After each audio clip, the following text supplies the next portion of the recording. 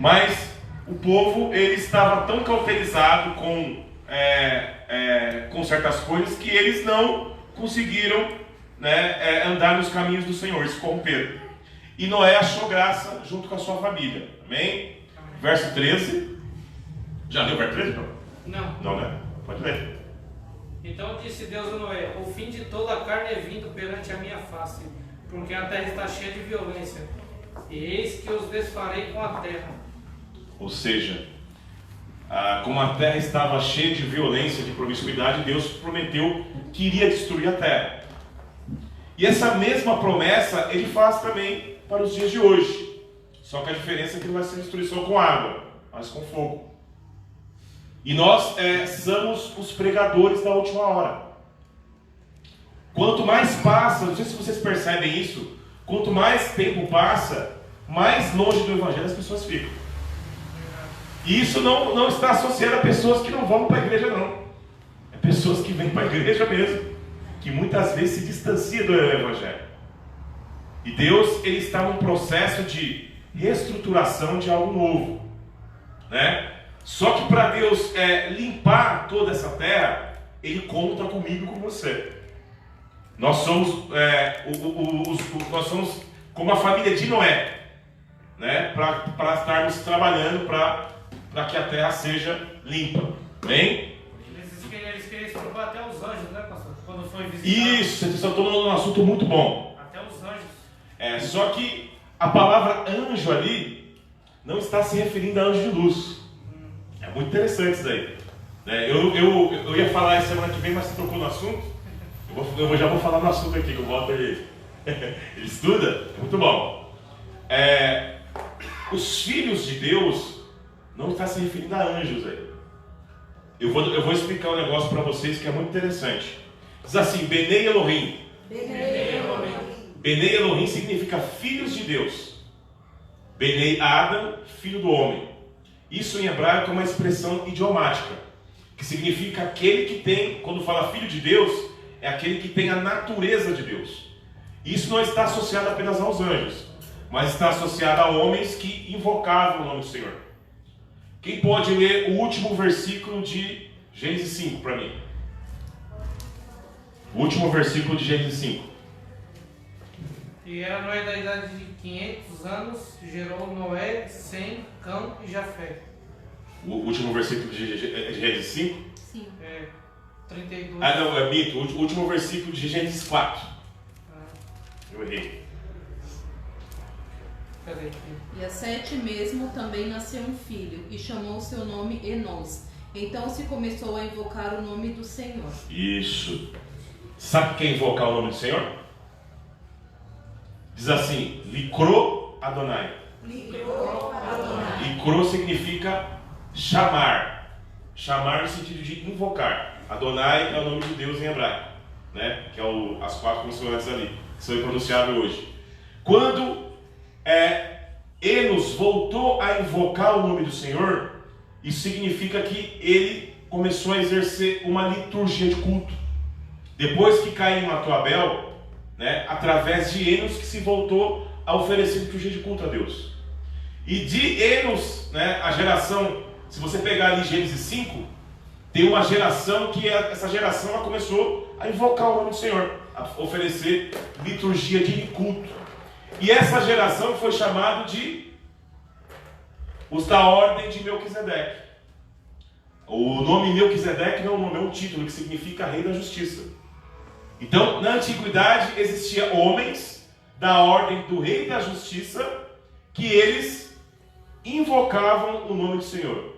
A palavra Malque significa rei, Tzedeque, justiça. Malque-Tzedeque, rei da justiça.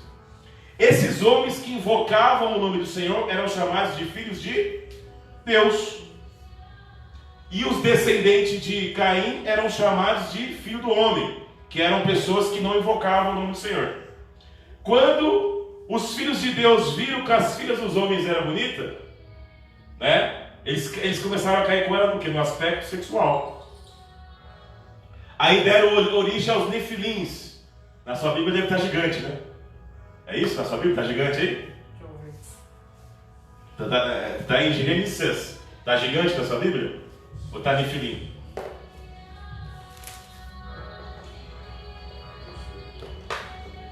Na minha tá Nefilim. Está Nefilim, né? É Gênesis 6:4?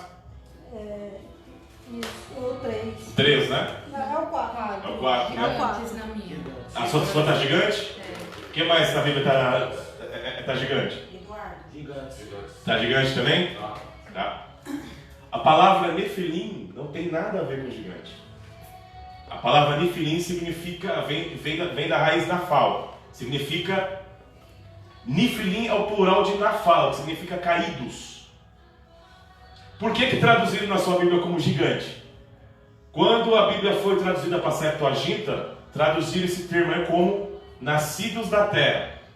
No período intertestamentário, quando traduziram para os judeus helenistas, eles traduziram esse termo como gigante. Mas na Bíblia hebraica está Nefilim. Nefilim é caídos. Tá? Então não tem nada a ver com gigante. Significa, por exemplo, o próprio Martinho Lutero, ele traduziu essa palavra no alemão como bárbaros. Porque ele sabia que a palavra Nefilim em hebraico significaria homens bárbaros. Homens que praticavam iniquidade. Você viu como que muda? Né? É homens bárbaros. O que eu falei para vocês aqui, vocês podem pesquisar, tá bom? Tá? Tem base bibliográfica para isso. Então a palavra Nefilim são caídos. Esses caídos eram homens que invocavam o nome do Senhor, que se corromperam no aspecto sexual. E deu origem a uma geração de bárbaros. E essa geração de bárbaros começaram a praticar a violência. Mas a Bíblia diz o quê? Que Noé achou graça aos olhos do Senhor. Amém? Então isso é muito importante. Então, para responder a pergunta do Walter, eu tive que dar essa parte contextual para explicar para vocês como que funciona. Não existiu relação sexual do espiritual com o carnal. Não, isso na realidade veio dos contos sumérios. Tá. Se você pega e estuda a mitologia, no caso da antiga Babel, esse negócio de anjo, de ser divino coabitar com o ser humano, é paganismo. Aí como no período intertestamentário os judeus se paganizaram com a Babilônia, esse conceito entrou em algumas traduções bíblicas, né? Mas se você, por exemplo, você pega um pastor de renome, por exemplo, o próprio pastor Rodrigo Pereira da Silva, que é um hebraísta também, ele vai te ensinar da forma que eu estou te ensinando, porque ele conhece também, no caso, a língua hebraica, né? Então você vai entender que, na realidade, gigante é uma corrupção da tradução do texto que surgiu lá na frente. Por isso que hoje tem várias Bíblias, né? Você vê que tem a Bíblia João Ferreira de Almeida, Revista Atualizada, você vê que tem a Bíblia de Genebra, né? Porque cada tradução vem de um manuscrito, né? E os manuscritos mais antigos não estava a palavra gigante, mas estava a palavra Nafal, né? Para ser gigante aí tinha que estar no caso o verbo urum, né? Que é o verbo elevar para ser gigante, mas não tem. O próprio Golias, né? Tem a palavra, eu não vou lembrar da palavra agora. O gigante Golias, ele tinha aproximadamente quase 4 metros de altura. Minto, tinha quase 3 metros de altura, tinha 2 metros e pouco. 2,95 m. Isso, por aí. Tinha 2 metros e pouco.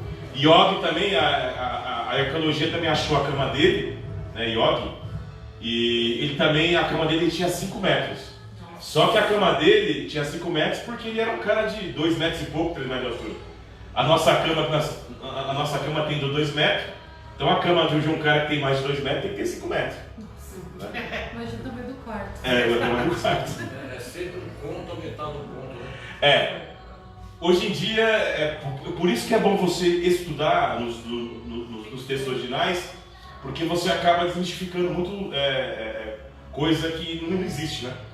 Porque esse negócio, por exemplo, se você vai achar na internet que acharam esqueleto de 5 metros de altura, aí você vai pesquisar, tudo mentira.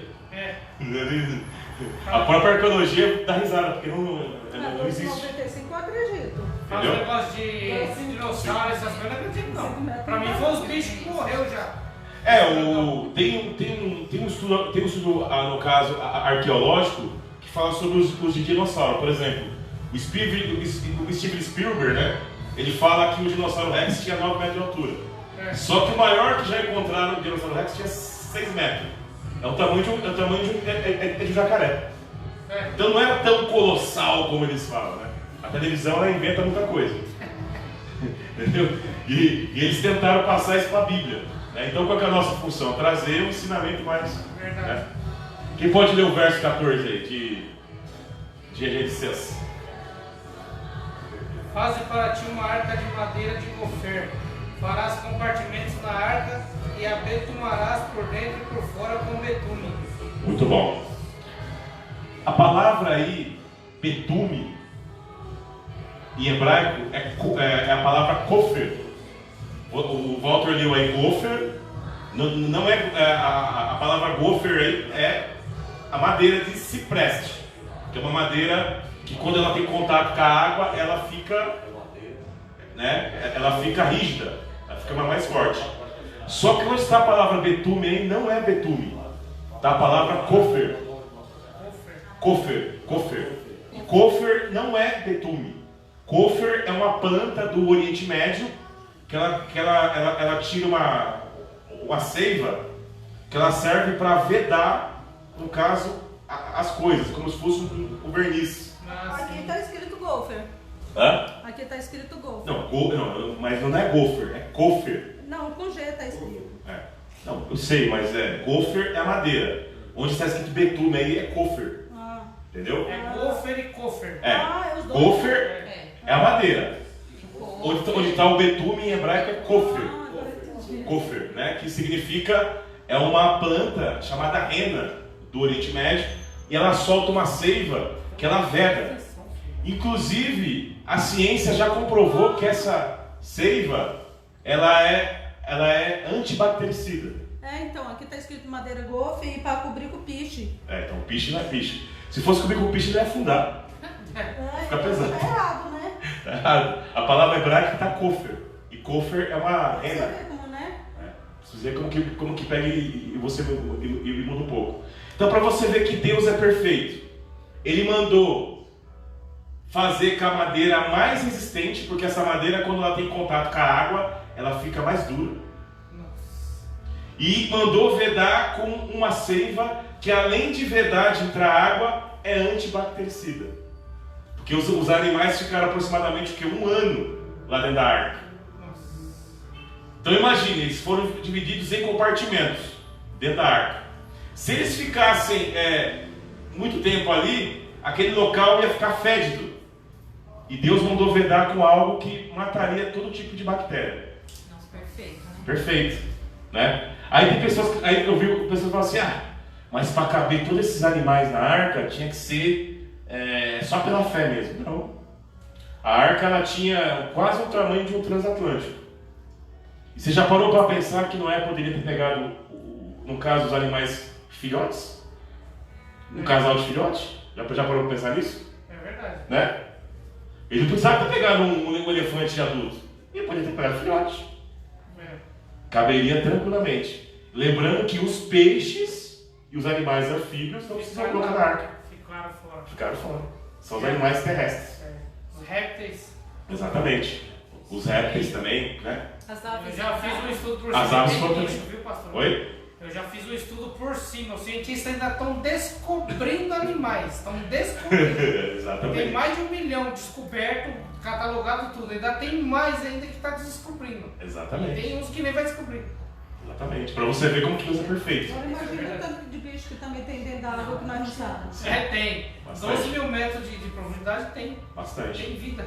Então, por exemplo, eu estou trazendo isso tudo para vocês porque para você ver que a fé da Bíblia não é aquela fé que as pessoas acham que é uma mitologia, né? Porque hoje em dia as pessoas falam assim, você viu que para tudo tem o quê? Explicação. Porque tem uma vez um amigo meu falou assim, mas se for cobrir a arca com um barco com um bicho, ele vai afundar, porque ele vai ficar muito pesado. E é verdade. Só que depois que eu comecei a estudar o hebraico, eu vi que não era piche. A palavra piche é outra palavra, ali era algo que vedava. Então o nosso Deus, ele é perfeito. E vocês sabiam que os navios que são construídos hoje, todos eles têm base da medida da arca para flutuar? Sabia disso? Então, tem coisas, tem detalhes que nós explicamos que comprovam a nossa fé. Amém? 100 metros, pastor, ela tinha?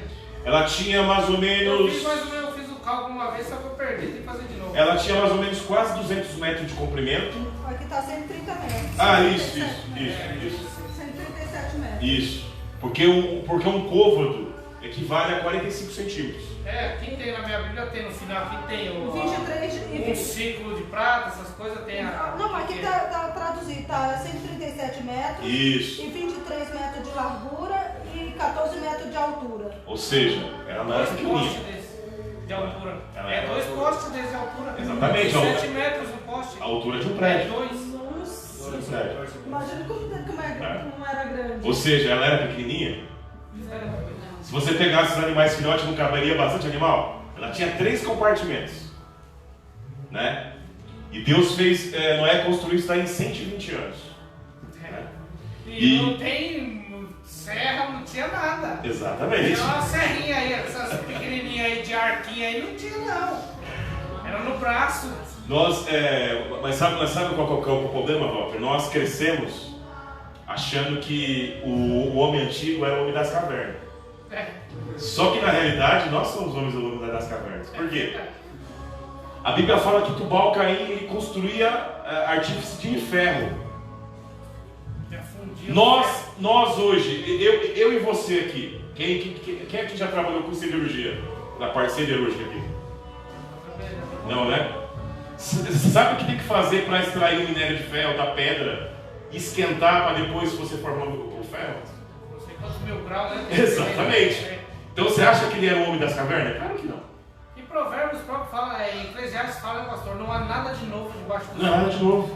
fulano é novo. Não, já foi nos tempos passados. Não Exatamente. tem nada de novo. Até hoje ninguém sabe como foi construída as pirâmides. É verdade. Tecnologia que tem. A família. Entendeu? Não foi só os filhos, né? Só a família. Só a família. Só a 8 família. pessoas. Foi Noé, a esposa, 8. Os 2 filhos. 3 Dois filhos filhos e a esposa. e as 3 esposas. 8 pessoas. 8 pessoas. Mas como é? Ou seja, de 8 pessoas, Deus construiu toda uma geração. A família de Sem deu origem aos povos afroasiáticos, semitas. A família de Cão deu origem aos africanos. E a família de Jafé deu origem aos europeus. Sabia disso? Vai me ajudar os bem. Por que você acha que, não vou falar como Marcos Feliciano, é claro. Mas por que você acha que na África tem tanto sofrimento? Que é um povo oprimido. Porque em Gênesis 9 diz que quando Noé amaldiçoou Cão, disse que ele iria servir a Jafé e iria servir a Sem. Ou seria, a geração dele seria povos que seriam feitos de escravos. Exatamente. E eu que sou negro, sei disso, que a raça negra ela foi... Quanto tempo que a raça negra foi feita de escravo por vários povos? Não é verdade? Muito tempo. Por quê? Porque foi lançada uma maldição. E o mais interessante é que lá em Gênesis 9 fala que viu a nudez do seu pai, né? Aí a pessoa, uma vez um amigo meu perguntou para mim assim, mas por que será que Noé amaldiçoou? Só porque viu ele nu? Sabe qual a palavra hebraica que está ali? Fala assim, ervat. Ervat significa descobrir a nudez. Mas descobrir a nudez, essa palavra tem 2 significados. Tem dois significados. Descobrir a nudez, ervat, pode ser de Cão ter tido relação com o seu pai ou com a sua mãe. Eu vou dar um exemplo. Lá em Levíticos está a mesma palavra.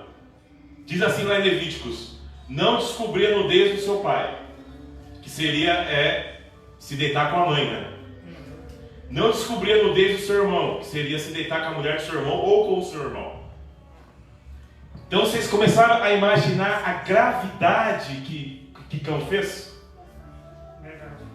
Ou ele se deitou com o seu pai, abusou do seu pai, ou ele abusou da mãe dele. Eu tenho um pressuposto, que a Bíblia não afirma, mas ela dá para você ter um pressuposto. Como os seus irmãos entraram de costa, pode ser que Cão pode ter abusado da sua mãe. Por quê? Porque a cultura que ele veio estava poluída com isso. Lembra que nós lemos atrás a palavra Hamas? Sim. A cultura que ele veio estava poluída desse tipo de coisa. Então, irmãos, nos dias de hoje, nós estamos passando pelas mesmas dificuldades de lá de trás.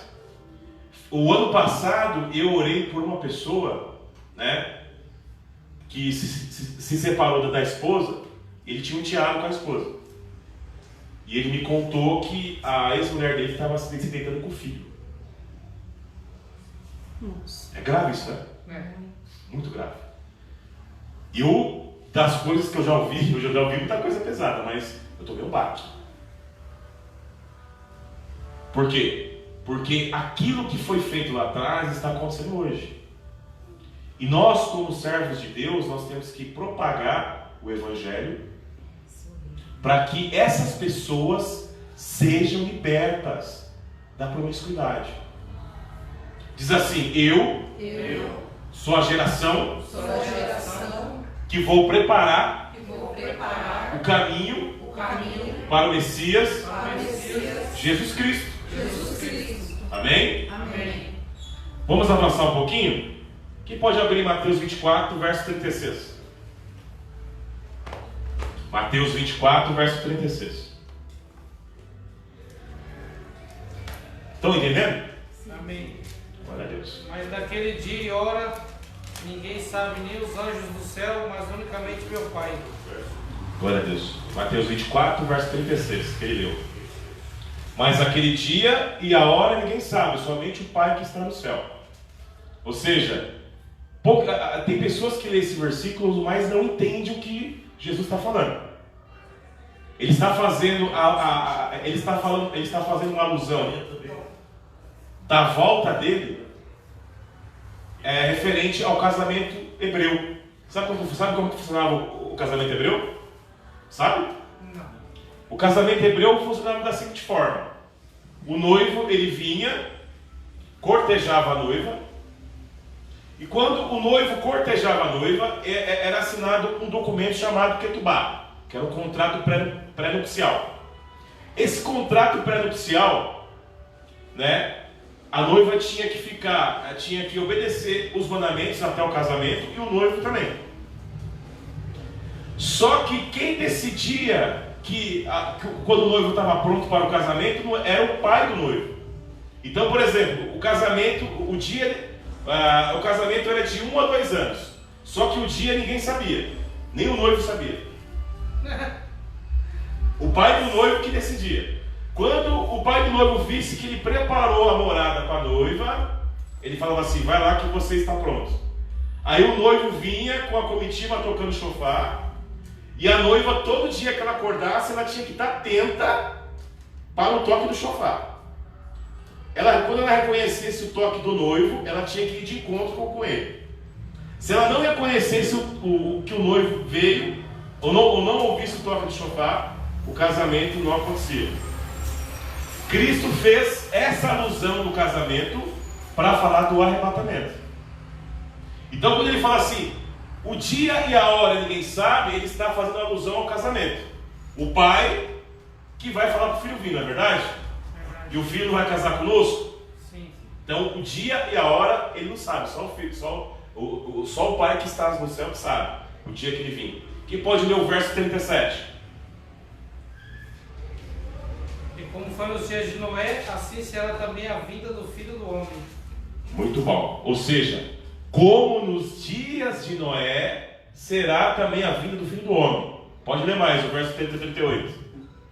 Porquanto assim como nos dias anteriores ao dilúvio, comiam, bebiam, casavam e davam-se em casamento, até ao dia em que Noé entrou na arca. Ou seja, a mesma coisa que estava acontecendo na época antes do dilúvio está acontecendo nos dias de hoje. Porque essa profecia não se cumpriu ainda. Ela vai se cumprir, né? Pode ler mais o verso 39. E não perceberam até que veio o dilúvio, os levou a todos. Assim também a vinda do Filho do Homem. Assim também será a vinda do Filho do Homem. Glória a Deus. Quem foi levado embora? Todo mundo. Todo mundo, né? Amém. Pode ler o verso 40. Então, estando dois no campo, será levado um e deixado o outro. Estando duas moendo no moinho, será levada uma e deixada a outra. Quem é que vai ficar? Os ímpios. Hã? A metade, mais ou menos. Não. Como nos dias de Noé vai acontecer. Quem foi levado? Todo mundo. Não, então, quem foi levado? Foi o ímpio, não foi? Assim. Então quem é que vai ser levado aí? Os ímpios. Não, os justos. Não, é os ímpios. Será levado. Como nos dias de Noé será nos dias do homem. Né? Quem foi levado? Os ímpios. Os ímpios. Lá em Provérbios diz assim: o justo herdará a terra e o ímpio será exterminado. Sim. Você entendeu? Então aí está fazendo uma comparação.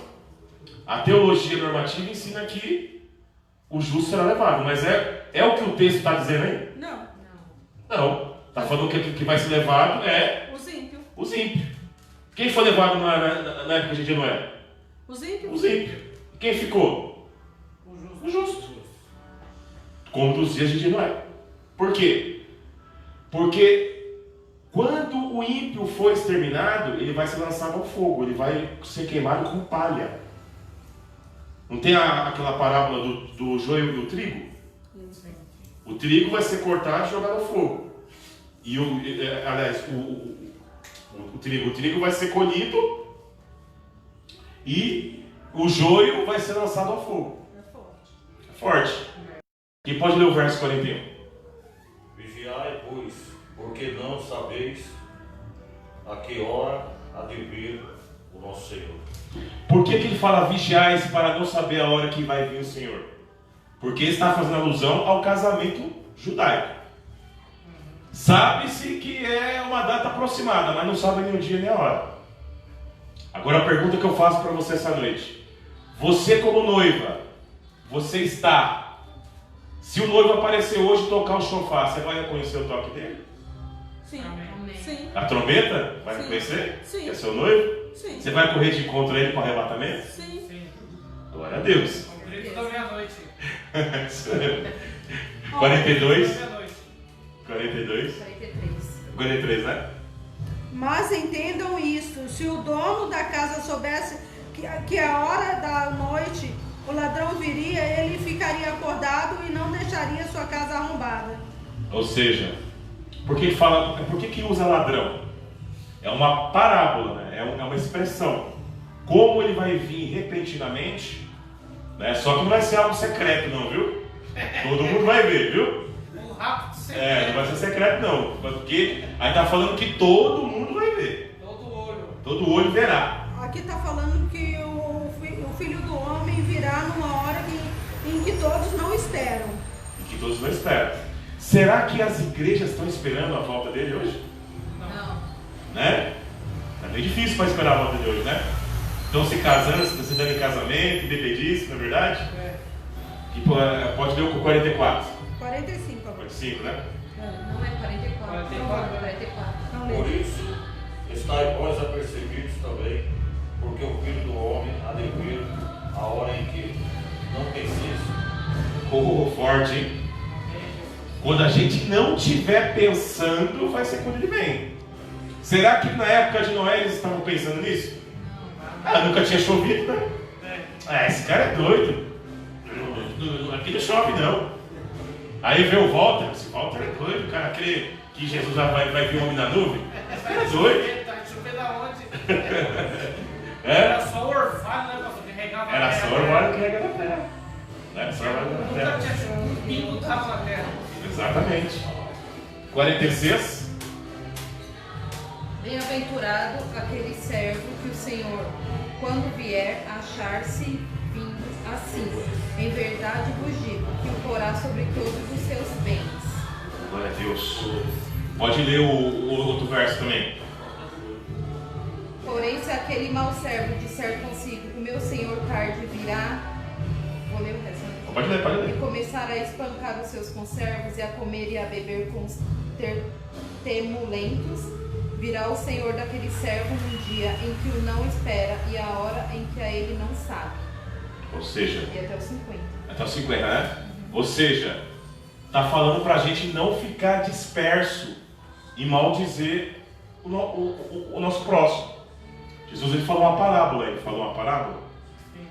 ele falou para a gente não ficar disperso. Por quê?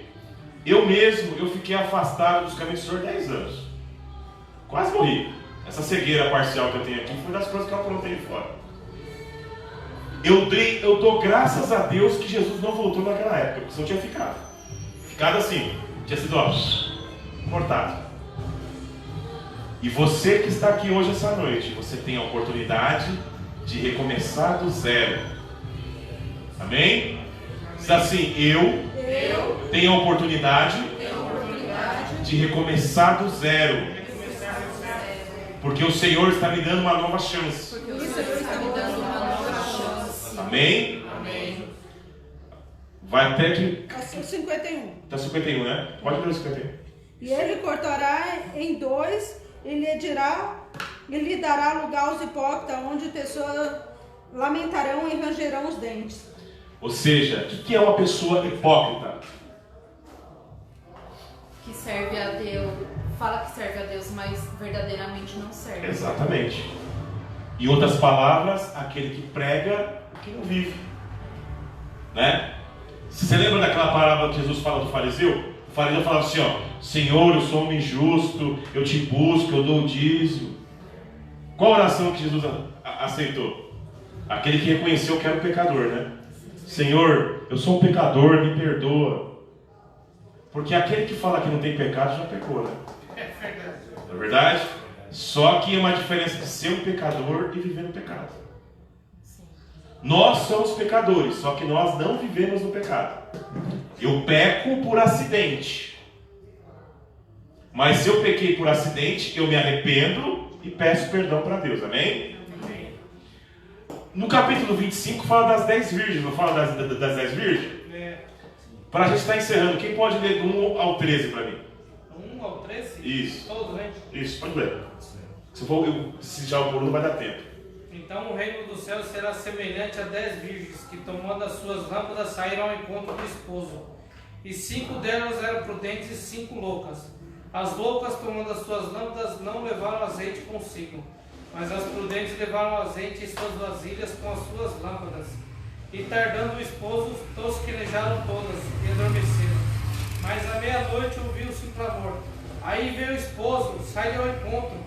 Então todas aquelas virgens se levantaram e prepararam as suas lâmpadas. E as loucas disseram às prudentes: Dai-nos do vosso azeite, porque as nossas lâmpadas se apagam. Mas as prudentes responderam, dizendo: Não seja caso que nos falte a nós e a vós, e diante ao que vende, e comprai-o para vós. E tendo elas ido comprá-lo, chegou o esposo, e as que estavam preparadas entraram com ele para as bodas. E fechou-se a porta. E depois chegaram também as outras virgens, dizendo: Senhor, Senhor, abre-nos. E ele respondendo disse: Em verdade vos digo que vos não conheço. Vigiai, pois, porque não sabeis o dia nem a hora em que o Filho do Homem há de vir. Você viu que o casamento do noivo com a noiva vai ser tipo a arca de Noé? Verdade. A arca foi fechada de fora para dentro. É. Né? O noivo fez o que aí? Também fechou a porta. E aquela que não guardou azeite ficou por lá de fora. O que significa guardar o azeite? Eu vou explicar. Guardar o azeite significa guardar a Torá. Sabia disso? O que é a Torá? Alguém lembra? Instrução ou ensino? Isso. Lei. Aquele que guarda a instrução de Deus, ele tem azeite. O que é guardar a instrução de Deus em Cristo Jesus? É você andar na instrução dele, correto?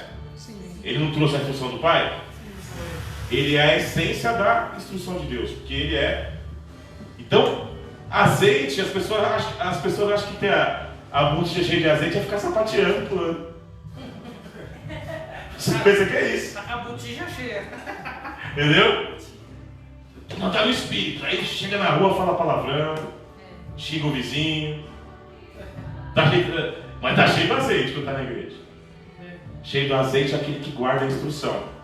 Trata bem o caixa do supermercado. É verdade.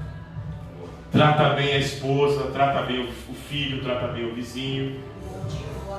Bom dia, boa tarde. Com licença. Né? Exerce a misericórdia para aquele que está precisando. Por favor, por gentileza. Tem postura, tem conduta de crente. Se dói de mim, dói de você também. Oi? Se dói de mim, dói de você também. É verdade. As pessoas, né? Verdade. Então, ser cheio do azeite é você guardar com Deus. Aí a palavra grega que está aí para louca é a palavra a palavra morai. Fala assim, morai. Morai é uma louca no sentido de você estar debaixo de maldição. Essa palavra ela veio do hebraico casar, fala casar. Casar vem de quelala, vem de uma pessoa maldita. O que é uma pessoa maldita? Uma pessoa que se rebela contra Deus. Viu a profundidade que é a louca aí? A louca está associada a uma pessoa rebelde. Uma pessoa rebelde, aquela pessoa que não respeita pai, não respeita mãe. Que dirá Deus, né? Aí quando o noivo volta, quando falta óleo, ela pede o que para você? Você pode me dar a sua instrução? A gente até dá, né? Quando tem, né? Mas eu creio assim que, por exemplo, como a gente está aprendendo aqui, todo dia a gente aprende um pouco. Então, não é de uma hora para outra que a pessoa vai receber uma instrução. Claro que não. A gente tem que estar cultivando a pessoa. É verdade. Entendeu? Só que, no caso dessas pessoas aí, elas estavam recebendo a instrução. O problema é que elas não estavam praticando o que estavam recebendo. Então, por exemplo, se você fosse na sinagoga de Cafarnaum no primeiro século, você iria aprender algo de Deus para aplicar na tua vida. Para que as pessoas elas vão para a igreja hoje? Aprender. Não, a maioria vai para quê? Ah, Senhor, você pode me dar um carro? sim. Senhor, você pode me dar uma casa? A fazenda. Pode uma fazenda? Eu queria uma Ferrari, senhor. É a BMW. Já tem a Ferrari, É. me dá uma frota de Ferrari. Não que é errado você pedir algo para Deus, mas onde está o seu coração, está o seu tesouro. Verdade. Buscai a Jesus e as demais coisas não serão acrescentadas. Se eu for merecedora. Exatamente, aí tá vendo? Depois fala que não sabe. Nem Paulo disse, né, pastor? Aquele que não trabalha também não come. Exatamente. Não trabalha, não come. Exatamente. Por que o noivo fechou a porta para essas loucas aí? Porque elas não eram merecedoras. Elas não fizeram por merecer. Praticaram a violência. Não guardar o óleo, né? A palavra para as pessoas, para as virgens que não eram loucas aí, é a palavra grega, é uma palavra difícil. A palavra diz assim: Fronimios. Difícil, né? Fronimios. É uma palavra grega que significa pessoa que é equilibrada. Vem do hebraico Tabinu, ou melhor, Tabiná. Tabiná vem de bin, vem de entendimento. Ou seja, elas receberam a instrução e tiveram um entendimento para praticar. Por isso elas se tornaram o quê? Pessoas prudentes. Por exemplo, como que eu sei que eu sou uma pessoa prudente? Quando eu vivo conforme a palavra. Eu posso até irar, mas eu não vou pecar. Por quê? Porque eu tenho prudência. O mais interessante é que lá em Provérbios 24, verso 13, diz assim: com sabedoria se edifica a casa, e com entendimento, binar, ela se estabelece. Ser sábio não significa que você vai... não significa que você tem entendimento para aplicar. Eu tive um professor, quando eu ganhei a bolsa de estudos para fazer teologia, eu tive um professor que ele conhecia a Bíblia de ponta cabeça, mas era um alcoólatra, mas sabia a Bíblia de ponta cabeça. E ele envelheceu, a mulher dele não aguentou, separou dele, e ele foi internado no hospital de louco. Mas se você perguntasse da Bíblia para ele, o cara parecia uma enciclopédia. Mas ele ficou ornamental? Ele tinha sabedoria, mas não tinha entendimento para aplicar. Não, mas ele foi internado, foi constado. Ele ficou perturbado, no caso Pinga, de tanta bebida. Entendi. Entendeu? Ou seja, ele sabia, mas ele não tinha entendimento para aplicar. O mais interessante é que lá em Isaías 11:2 fala que Deus derrama o espírito de entendimento, que é Biná também. Se você tem o espírito de entendimento, você consegue aplicar a sabedoria. Quem pode ler Provérbios? Para mim, Provérbios 16. Quem pode ler para mim? Provérbios 16.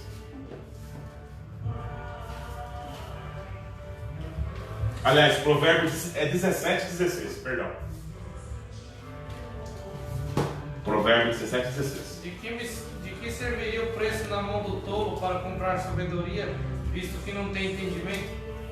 O que você entendeu aí? Explica aí, volta. De que serviria o preço na mão do tolo para comprar sabedoria? O que adianta comprar sabedoria se você não tem entendimento? O que adianta você entender a Bíblia e você não aplicar no seu dia a dia? Exatamente. Muito bom, Tati. A Bíblia... Aqui está escrito assim. Ah, Por que o tolo desejaria pagar pela sabedoria se não quer obtê-la? aí tá uma tradução mais... A Tati está melhor. Ou seja, para que eu vou comprar o saber? Às vezes você paga um curso caro, aí, uma faculdade de teologia. Para que você vai adquirir uma sabedoria se você não tem entendimento para aplicar aquilo na tua vida? Não vai usar. Vai ser uma sabedoria, vai ser algo vão. Por quê? Porque sem o entendimento de Deus, você não consegue andar conforme Deus quer. Diz assim, eu vou ter o entendimento de Deus para aplicar o saber dele na minha vida. Aplicar o saber dele na minha vida.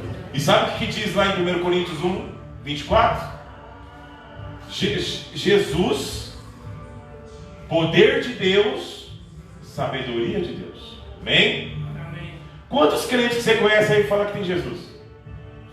Todos. Maria, né? E será que eles praticam o que Jesus ensinou? Não. Por quê? Porque não tem entendimento. Eu não consegue entender. Não consegue aplicar. Se eu falar que eu tenho Jesus, mas não pratico o que ele me ensinou, eu estou condenado. Eu vou ser uma virgem, né? Toda. Não é verdade? Aqui no Provérbio 2 que eu tinha lido lá, fala assim: meu filho, se você receber minhas palavras e guardar minhas recomendações, prestando atenção à sabedoria, inclinando sua mente para a compreensão, sim, se você pedir conhecimento, elevar sua voz para o discernimento e buscar-se como prata e como tesouro escondido, então entenderá o temor e o conhecimento de Deus, e ele te concede a sabedoria, e da sua boca vem um conhecimento e entendimento. Amém. Fala assim, tat. Tat em hebraico é conhecimento. Vem do verbo yadá, vem do verbo coabitar. Então quando você conhece Deus, é como se você tivesse uma relação com Ele. É a mesma relação que o homem tem com a mulher, uma intimidade. O verbo yadá, ele tem esse sentido. Então, quando você conhece a sua esposa, você entende o propósito de Deus para você e para ela. É a mesma coisa a Deus. Conhecer a Deus é você ter o entendimento do propósito que Ele tem para você e para a humanidade. Tem muitas pessoas que falam que conhecem Deus, mas não conhecem. Por quê? Porque não pratica o que ele ensinou. Lá em Isaías 5, fala assim: meu povo é levado cativo porque lhe falta conhecimento. Osés também. Osés também fala. Osés também fala. Ou seja, destruído porque lhe falta o conhecimento. Exatamente. Se te falta o conhecimento, você não tem um entendimento dele e não sabe qual que é o propósito dele. E isso faz com que muitas pessoas caiam aí. Servir a Deus não é apenas você ir à igreja, mas é praticar o que você aprendeu. Amém? Amém. Gostaram do estudo? Sim. Amém. Tem alguma pergunta? Não. Tirar uma dúvida? Pastor, a Pode Bíblia diz que a condenação das pessoas nesse tempo será pior do que no tempo de Sodoma e Gomorra? Vai ser semelhante. Semelhante. No entanto, que fala que vai ser semelhante a Sodoma e Gomorra, que vai acabar em fogo, né? Então imagine você passar pelo juízo e você sendo jogado no lago de fogo e enxofre. No Guiena. Né? A palavra aqui a fitinha lá. Exatamente. A palavra Guiena, ela vem de Guerrinom, que era um vale que tinha em Jerusalém. Muitos acham que o inferno já existe, né, Tom? O inferno vai ser inaugurado. Os outros falam que o inferno a gente já vive nele. Então um pedacinho dele aqui, mas o inferno vai ser pior porque você vai ser lançado lá ainda, né? Algumas igrejas ensinam que o inferno já existe, mas quem estuda a Bíblia nos originais sabe que onde está a palavra inferno, está a palavra Guiena ou Hades. O inferno não existe, meu. A palavra inferno não tem. Não existe. Não tem. Não existe. A palavra inferno não existe na Bíblia. Sheol, né? Sheol é hebraico, Sheol é cova ou sepultura em hebraico. O equivalente em grego é Hades, né? E tem a palavra Guiena que vem. Guerinom era um vale que tinha lá em Jerusalém, que Jeremias chama de Vale da Matança, ou Vale de Tofete. Jeremias fala lá em Jeremias 19, fala desse vale, né? E transliterado para o grego fica Guerinom, que traduzido nós sabemos como inferno. O Hades significa mundo dos mortos também, né? Como a palavra Hades ela é a tradução de Sheol, então você tem que entender que se você pegar o dicionário, Hades vai estar cova ou sepultura ou mundo dos mortos. Só que Hades ela é uma palavra que vem do paganismo, né? Por exemplo, se você pegar na literatura grega, Hades, né, vai falar que é onde fica os deuses gregos, Poseidon, né? De mulher, né? Isso. Só que na realidade, como a Bíblia foi traduzida para o grego, tive que trazer uma palavra mais aproximada de Sheol. Qual que era a palavra mais aproximada? Hades, que era cova ou sepultura. Então quando você lê em grego, Hades é cova ou sepultura. Você morreu, você vai para a cova, aguardar a ressurreição. Quando você ressuscitar, você, né, ou vai ser para a vida eterna, ou vai ser para a vergonha eterna. Né? Então tem esses dois significados. Aí a pessoa fala assim, mas e o ladrão da cruz? Jesus falou assim que ainda hoje você estará comigo no paraíso. Só que aquela ali é uma expressão idiomática. Diz assim, Simeron. Simeron em grego é hoje. Vem da palavra Hayon em hebraico, hoje. Lá em Jeremias, lá em Zacarias 9,12, diz assim: voltai, ó prisioneiros da esperança, porque ainda hoje eu te recompenserei em dobro. Quando o profeta falou isso aí, aconteceu na hora, no caso, a profecia? Não. Sim ou não? Não. Não. Aconteceu depois. Mas por que ele falou hoje? É porque é uma expressão idiomática. A pessoa pode estar dormindo lá e É. acordar e o parênteses é hoje. O que Jesus quis falar assim, como você se arrependeu, ainda hoje você estará comigo no paraíso. Ou seja, quando ele ressuscitar, ele estaria no paraíso. Por quê? Porque ele se arrependeu. É uma certeza. É uma certeza. Porque quando na morte e ressurreição de Cristo, ele salvou aqueles que se arrependeram. Então, por exemplo, se você morrer com Cristo, nele você vai viver, né? Ainda que você esteja morto, viverá. Por quê? Porque na ressurreição ele vai lembrar de você e você vai pegar e ressuscitar com ele, amém? Conseguiu entender? Tem aquela parábola, agora eu tô começando a entender, aquela parábola do rico e Lázaro. Aquilo é o rico ele fazendo uma menção de como será o que Isso, muito bom. Tipo, é uma menção de fazer, ó, vai ser assim, assim, assim, ó. É que não vai dar tempo, mas eu vou passar ela para vocês aqui, ler versículo por versículo, detalhado. Eu vou explicar para vocês como que fosse no caso aquela parábola. Mas você pegou o correto, por quê? Ali está falando como que vai ser no dia do juízo. A grande abismo entre nós e vós. Exatamente. Mas eu vou explicar ela detalhadinha, que não vai dar tempo hoje porque ela é muito extensa para falar, né? Mas na semana que vem, se não, eu trago sobre isso aí. Amém, irmãos? Tem mais alguma pergunta? Gostaram? Glória a Deus. Bem, você viu que se você não conhecer a cultura, você não consegue ler a Bíblia direito. Você viu que eu falei um pouquinho do casamento judaico, você entendeu o arrebatamento. Quando fala que vai ter o arrebatamento, Jesus vai vir como noivo, tocando o chofar, você vai até as nuvens com ele, e de lá você vai descer no Monte das Oliveiras, ali como diz Zacarias 14, e vai reinar com ele 1000 anos de Sião. Tá? Depois de 1000 anos, Satanás for preso, ele vai ser solto por um pouco de tempo, vai cair fogo do céu e vai vir um julgamento que vai ressuscitar os ímpios. E é ali que vai se completar totalmente novos céus e nova terra. Amém? Pastor Castro, posso fazer uma Pode fazer. Tem algum relato na Bíblia que diz o que acontecerá com os suicidas? O suicida, ele pratica um homicídio com ele mesmo. Então, por exemplo, tem pessoas que falam assim: se matou, está no inferno. A gente não sabe. Quem vai julgar é Deus. Por quê? Se você pegar 90% das pessoas que se matam, eles estão com depressão profunda. Eles estão doentes. Então, assim, quem sou eu para falar quem vai para o céu ou para o inferno, irmãos? Quem sou eu? Eu já vi o apóstolo Nicodemos falando sobre isso, falando quem não sabe também. Agora, não tem nenhum relato. Complementar a pergunta. Sim. Não sabe. Não tem relato a falar. Pode falar. A pergunta da Tati qual o propósito de nós virmos para a Terra? O propósito está lá em Gênesis: guardar e adorar. A palavra chamar que está lá é guardar, e avad é servir. Então você foi colocado nesse planeta para guardar esse planeta e servir ao Deus vivo de Israel. Quando Deus construiu o Éden, ele fez uma extensão do reino dos céus aqui na terra. Por que a nova Jerusalém vai descer? Porque o Éden vai voltar para a terra.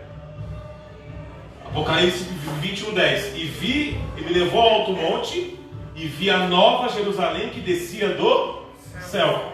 Se ela vai descer, você vai morar lá? Não. Você vai morar aqui, porque ela vai descer. Novos céus e nova terra. É a mesma terra restaurada, o mesmo céu E restaurado. ele falou para a gente fazer discípulo, né? Sim. E é todo mundo que tem que fazer discípulo? Todos? Ide é para todos. É para todos. Então o suicida, ele se suicidou, não fez discípulo nenhum. A gente não sabe o que ele fez em vida. O passado dele que ele fez. Quantos pastores que já se mataram? Ele fez verdade. discípulo. Entendeu? Então, o que a gente tem que fazer é que nós temos misericórdia, porque a pessoa doente, eu falo isso para vocês, irmãos, porque quando eu perdi minha mãe, eu tentei suicídio.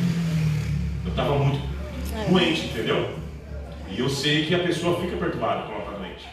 Então, quem vai julgar é Deus, né? Ele tirou a vida dele. Às vezes a pessoa ela teve uma vida reta, ficou um pouco doente, acabou tirando a sua vida. Sim. É um pecado grave você tirar a vida de alguém, você assassinar alguém. Eu acho que toda morte é uma só, é igual. Hebreus 9:27 diz assim: para o homem basta morrer uma vez para depois vir o juízo, né? Então, você morreu automaticamente, que não tem, para nós existe o tempo. Só que se você morreu hoje, você já vai acordar no milênio da ressurreição. Que fala hoje, né? Ainda hoje, para isso aí. Como é que é? Eu não entendi. Tudo acontece na vida da gente por permissão de É permissão dele. Então, morrer atropelado, matado, por tiro, facada. Quando chegar a sua hora, você vai. Quando chegar a sua hora, você vai. Eu, por exemplo, já tive muito livramento de morte. Porque a minha hora não chegou. Mas quando chegar a minha hora, a gente vai, entendeu? Porque tudo está debaixo da permissibilidade dele. Meu pai, por exemplo, meu pai não serve de Deus. Ele teve uma morte feia. Ele bateu o carro, saiu do carro passou a correr outra pessoa na estrada e foi atropelado. Ele teve no caso foi feia a morte dele, mas ele era um servo de Deus, né? Então assim, a gente não sabe o que pode acontecer conosco. Ele antecipa só a morte dele, né? A promessa que não uma, mas várias pessoas já disseram a mesma palavra, sem conhecer a pessoa. Deus tem um propósito com você. Você vai pregar a palavra dele, etc e tal. Mas você sente muitas vezes que você está na capa da gaita, como diz assim. Sim. E tal. Mas passa o que passar, a palavra de Deus ela vai ser cumprida, mesmo que o cara for arrastado. Depende, Eduardo, porque assim, a palavra de Deus diz que ela é fiel para se cumprir. Boa pergunta, senhor Tom. Boa pergunta mesmo, ótima pergunta. Eu vou dar exemplo eu fiquei 10 anos afastado. Eu me converti com 15 anos, dos 15 aos 20 eu fiquei firme, depois eu me afastei. Só voltei depois dos 30. Eu vou dar exemplo Quantas pessoas chegavam para mim, volta, No entanto, quando aconteceu esse problema na minha visão, que foi de briga, de rua, num evento que eu trabalhei, eu tomei uma garrafada, e uma moça, uma senhora, saiu da Deus e Amor baixando. Assim que o Senhor volta, eu não voltei. Aí no outro dia aconteceu. Fiquei 6 meses lá fazendo tratamento para mim voltar a enxergar direito. Voltei a enxergar 90%. Quando eu voltei do interior, eu voltei para o mundão de novo. Aí Deus permitiu que viesse um problema pior, que era o glaucoma, que foi que quase me deixou 100% sério. Ou seja, eu precisei ser moído por Deus para me voltar. Hoje você está pregando a palavra de Deus e se cumpriu. Se cumpriu. Mas por quê? Eu fui igual Jonas, né? Deus teve que estreitar as coisas para mim. Né? Para você, pode ser igual Jonas. Não tem aquela passagem que fala assim: é melhor você vir entrar no reino sem um olho, sem uma perna, do que você ir no inferno de corpo inteiro. Eu só estou parecendo o senhor que só Deus sabe como é que eu estou aqui. Eu sei como é que você está. Mas Deus é fiel, Eduardo. Você é um cara que talvez você não saiba o potencial que você tem. Eu sei o potencial que você tem. Desde a primeira vez que eu te vi. E eu olho você, eu me vejo alguns anos atrás. Era bravo, entendeu? Batia nos caras na rua, arrepiava os caras na porrada, adorava briga. E você vê, você que vai cortar o irmão da cortada aqui. Você pode falar. Eu tenho certeza que todos aqui estão tranquilos, até vamos dizer assim, paz, conversando, e sentindo prazer espiritual, conversando aqui entre nós. Sim. Eu nunca entro dentro de uma igreja, desde que eu me entendo por gente, sem sentir agonia, como se eu estivesse depressivo. Sim. Eu sempre perguntei para Deus, por que eu tenho prazer de ir para a tua casa, mas eu sou o único da igreja que tem vontade de sair correndo? É porque a sua carne... Parece que tem alguma coisa que sai lá de fora e vem me catucar. A gente vai orar depois, antes de você ir embora, a gente vai orar. Mas só que isso acontece, Eduardo. É difícil Só que isso acontece, Eduardo, por quê? Porque você tá com um vínculo lá fora ainda, entendeu? Então quando você entra num local que vai te santificar, você acha que Satanás vai ficar contente? Não vai ficar contente com você. Então é isso. Exatamente, ele vai ter que... Você não está possuído, você está oprimido. Ele oprime você. Por isso que lá em Mateus 11, 20 diz assim: vinde a mim todos aqueles que estão cansados e oprimidos, porque eu vos aliviarei. Então essa opressão que você está sentindo é para impedir você de vir para a igreja. Porque Satanás sabe que se você fixar e se converter mesmo, de coração, aquele bairro que você mora ali vai ficar pequeno. Você vai trazer todo mundo. Eu vou falar isso para você, eu vou contar um testemunho meu. Eu era organizador de eventos, trabalhava com festa livre.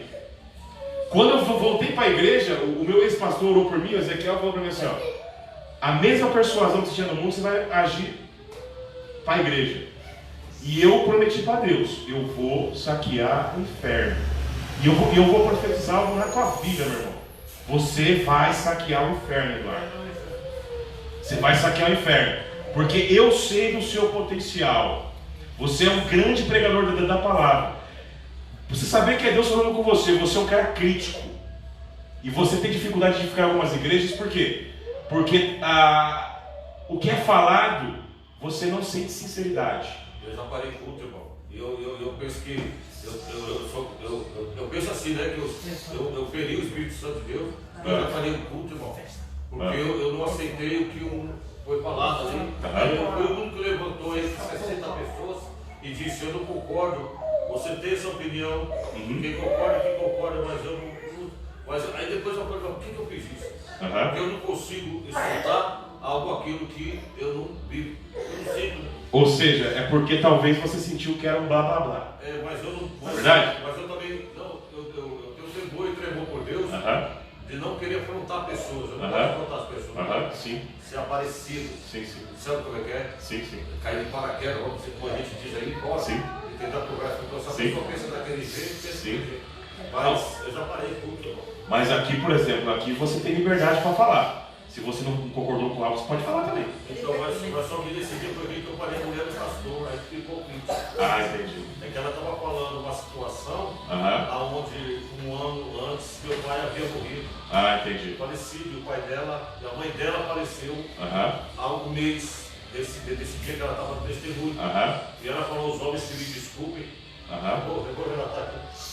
Os homens que me desculpem, mas a mulher em primeiro lugar em tudo, a mãe, ela é a única mãe, ela colocou a mãe no pedestal. Aí eu levantei e falei assim: para mim, amor de mãe, eu falo que a mãe tem que ser a mais amada do que o pai. Eu falei assim: na minha opinião, não, irmão. A balança do amor do pai e da mãe tem que ser por igual. Se não for por igual, Deus não faria o homem e a mulher. Exatamente. Ele sairia, o filho sairia só do ser humano. Você corrigiu porque você é profeta, meu irmão. A senhora me desculpa, isso eu nunca vou falar para a senhora, eu não vou te pedir desculpa, porque eu estou falando da minha sinceridade. Sim. Eu falei para ela: você tem. Sim. Não como machista, mas é porque o machista é. Não, tem que ser igual, porque o homem e a mulher não são a sua carne.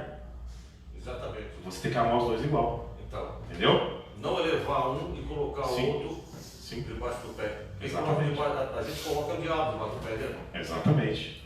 Glória a Deus. Então, tanto um homem como uma mulher tem sentimento. Sim. E ser ferido no sentimento. Exatamente. Pode os dois. Exatamente. Os dois são iguais, tem que amar igual. É que você tem um dom, você tem um sentimento de profeta. O profeta ele é aquele que exorta dentro da palavra. Deus não manda você amar mais a mulher que o homem. Isso é antibíblico. Você já viu? Alguém já viu isso na Bíblia? Não. Eu vou amar mais a mulher que o homem? Não existe. Amai uns aos outros, né? Qual que é o segundo mandamento? Amar a Deus acima de todas as coisas. E o segundo? O próximo como a ti mesmo. Quem é seu próximo? Pode ser meu irmão, que está próximo. Exatamente. É só seu irmão que é seu próximo? O cara que está passando na rua aí não pode ser o seu próximo? A gente aqui em família, somos uma carne só. Eu sempre tive uma pergunta, eu sei que eu estou fugindo fora do que eu estou falando. Eu só tive uma dúvida, eu sempre tive um sonho uma vez. Um sonho, aonde no céu havia homens e mulheres, mas todos não existia o sentimento de sexo. Todos se viam, por exemplo, o homem via a mulher, o mesmo amor, o sentimento de amor, que viu o homem e o outro. Então os dois se abraçavam, não existia aquele pensamento, ela é mulher, aquele é homem. Sabe? Então é um amor assim, é ágape que fala. Né? A palavra ágape em grego é amor. A palavra ágape em hebraico é ahav. Ahav é amor em hebraico, ágape em grego. Então será um amor no céu, acima, além. Você sabia que você falou aí, está lá em Mateus 22? Na ressurreição não se dará em casamento, mas seremos como os anjos do céu. Então o sonho que você teve foi o sonho de Deus. Então eu pensava nessa união entre homem e mulher, só aqui, acaba aqui, né? Acaba aqui. Na ressurreição seremos como os anjos, não se daremos em casamento. Deus, eu acredito assim que Deus ele já foi bastante cauteloso, porque ele sabe que a maldade, né, ela, né? Então ele já falou, tudo vai mal. Porque não vai precisar se multiplicar mais. A gente não vai precisar multiplicar mais, tem muita gente. Amém? Eu queria que você colocasse de pé, mas para mim está encerrando.